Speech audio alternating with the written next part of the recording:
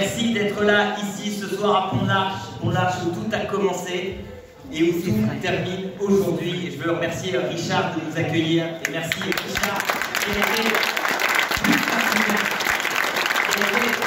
un des principaux artisans de notre histoire. Ce soir, mes chers camarades, nous l'emportons d'un cheveu. 348 voix. Et quand on emporte de 348 voix, c'est la force militante qui fait la différence. Chacune de ces 348 voix, elle se situait au bout de votre poing sur une porte. Elle se situait au bout de votre bras dans une boîte aux lettres. Elle se situait dans l'un de ces barnums que nous avons tenus sur les ronds-points. Elle se situait dans nos foires à tout, dans nos marchés, dans le travail de mobilisation exceptionnel que nous avons mené. Et donc, la première personne que je veux remercier ce soir, ce n'est pas une personne, c'est ce peuple militant qui est rassemblé aujourd'hui, les plus de 150 militants qui ont participé à la campagne et qui nous ont offert aujourd'hui cette magnifique victoire.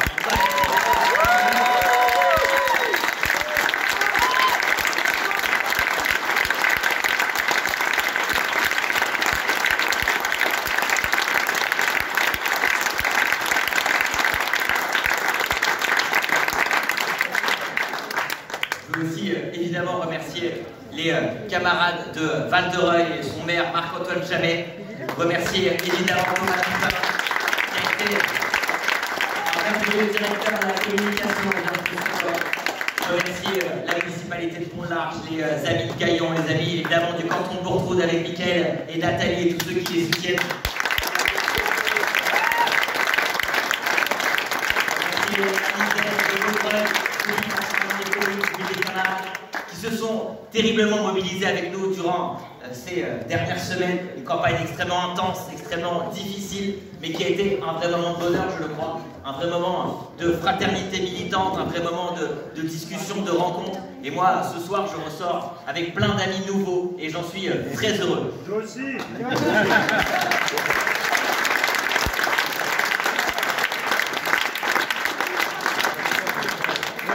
Sur le contexte dans lequel nous inscrivons, car il y a du triomphalisme bien sûr ce soir, car notre score, il est le signe d'un très grand et beau travail que nous avons mené, mais nous ne pouvons pas omettre de voir la situation de notre département, où le Rassemblement national prend 4 circonscriptions sur 5, et nous résistons héroïquement grâce au travail extraordinaire qui a été mené par toutes les militantes et tous les militants ici réunis. Face à ce Front National, nous devons nous poser des questions. Et notamment, pourquoi le Rassemblement National prospère aussi fort dans les zones rurales? Car la question, elle est là. On voit bien que dans notre circonscription, nous faisons de très beaux scores, de très gros scores dans les villes. À Val-de-Reuil, à Pont-de-l'Arche, à Louviers, à Gaillon, il n'y a pas de problème. La difficulté aujourd'hui, c'est dans la ruralité. Et bien pourquoi? Parce que le département de l'Eure, c'est un désert.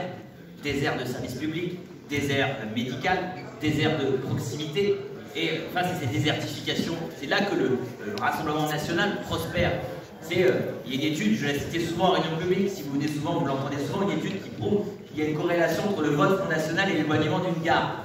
Et on voit bien que quand on est dans un département qui est le 9e désert médical de France, qui a vu, dans notre circonscription par exemple, 7 trésoreries fermées durant les 5 dernières années, qui a vu des lits d'hôpitaux être fermés, qui a vu des maternités être fermées, eh bien, on ne peut pas s'étonner ensuite du sentiment de délaissement qui prospère et donc ensuite du vote Front National qui explose. Alors quel est notre devoir, mes chers camarades, mes chers amis, durant les 5 prochaines années, s'il n'y a pas de dissolution? Et si je ne suis pas délit par le bureau national, quel est notre devoir durant les 5 prochaines années? Ce score qui nous a été donné, cette confiance que nous ont donné les électeurs, elle nous oblige.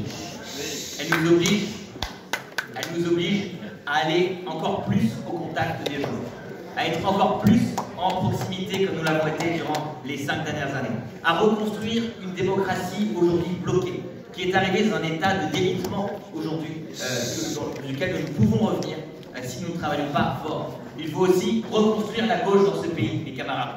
Nous devons avoir une gauche forte, puissante, une gauche qui parle aux classes populaires, une gauche qui parle aux gens qui travaillent dur.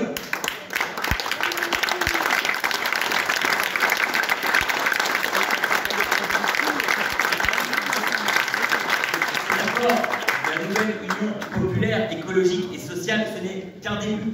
Ce n'est qu'un début.